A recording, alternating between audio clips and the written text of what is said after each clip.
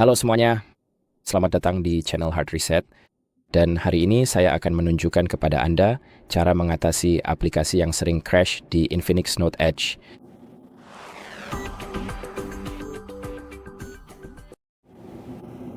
Jadi, jika Anda belakangan ini mengalami aplikasi sering crash, misalnya sebagian besar aplikasi Anda tiba-tiba menutup sendiri atau membeku, ada beberapa hal yang bisa Anda lakukan untuk mengatasinya.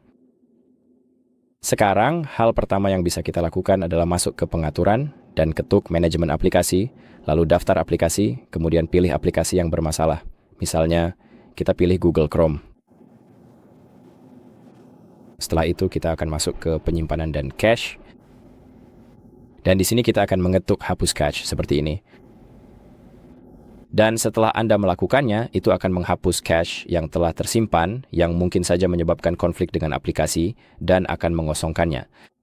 Sekarang, seperti yang Anda lihat, cache-nya menjadi 0 jika kita hapus, dan sekarang kita bisa membuka aplikasinya dan memeriksa apakah sudah berjalan dengan baik. Hal berikutnya yang bisa Anda coba adalah memaksa aplikasi untuk berhenti jika aplikasi tersebut membeku dan misalnya tidak merespons sama sekali. Dan untuk melakukannya, kita cukup memilih aplikasi yang diinginkan, tahan seperti ini, ketuk info aplikasi, lalu pilih paksa berhenti, dan klik OK. Dan sekarang setelah Anda memaksa aplikasi berhenti, aplikasi tersebut benar-benar tertutup dan Anda bisa membukanya kembali.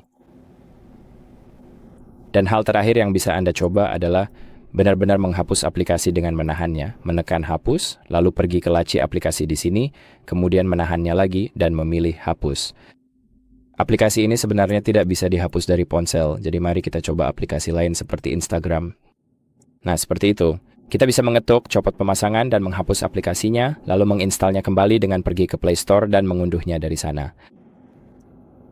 Jadi begitulah cara Anda menangani aplikasi secara spesifik. Namun, jika semua aplikasi mengalami crash dan ada sesuatu yang tidak berfungsi, mungkin ada masalah dengan RAM atau penyimpanan Anda.